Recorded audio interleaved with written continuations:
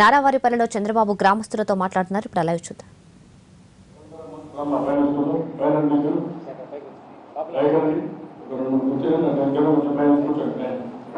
జన్మభూమి మా ఊరి కమిటీ అన్ని కులాలని మత ప్రాంతాలని అందరినీ గౌరవించగా ఒక 2-3 కమిటీలు వేసాం. వీళ్ళందరినీ పెట్టి ఒక కమిటీ కూడా చేయడం జరిగింది. కూర్చోండి.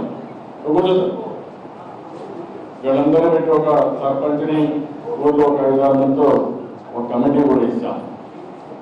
ఇక్కడ నేను మిమ్మల్ని పిలిచేదేంటంటే ఈరోజు నేను నిన్ను చూశా.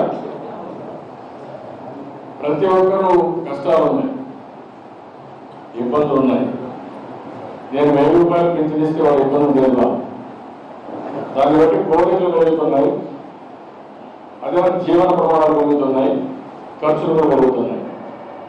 రెండోది 5 కేజీలు ఇచ్చినా చాలడం లేదు. రుణమాఫీ చేసిన కొంతవరకు వచ్చింది. కానీ మేము గుర్తుపెట్టుకోవాల్సింది,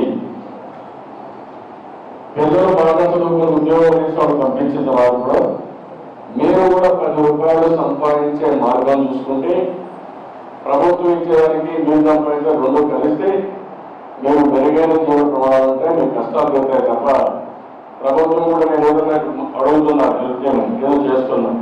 కానీ ఎన్ని రోజులు చేస్తాం, ఎంతమందికి చేస్తాం? ఆదాయం లెక్కలు ఎవరు జరగవు. ఆ విషయం గుర్తుపెట్టుకోవాలి. నేను నిన్న చూసిన తర్వాత మన జన్మభూమి కమిటీ మా కలెక్టర్ కూడా నేను ఆలోచించండి. ఇప్పుడు ఓవరాల్గా మీరు చూస్తే గ్రామాల్లో ఏదైనా పనులు చేయగలుగుతాం.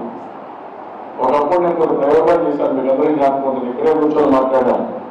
కర్షక పరిషత్ పెట్టి 86 ప్రాంతాలు ఇక్కడ ఆదర్శ రైతులు ఆదర్శ వ్యవసాయం చేసి ఎక్కడంతా పుట్టులు ఎక్కువగా ఇవన్నీ చేస్తే కొంతమంది నా కోసం చేస్తున్నాను బాగుపడినట్టు మాట్లాడితే ఇది ఏదో స్వార్థం కోసం చెప్తున్నారు, ఆయన ఎన్ని అవుతారా? మీరు ఒక అనుమానం ఉంటుంది, మీకు ఎప్పుడు ఉంది.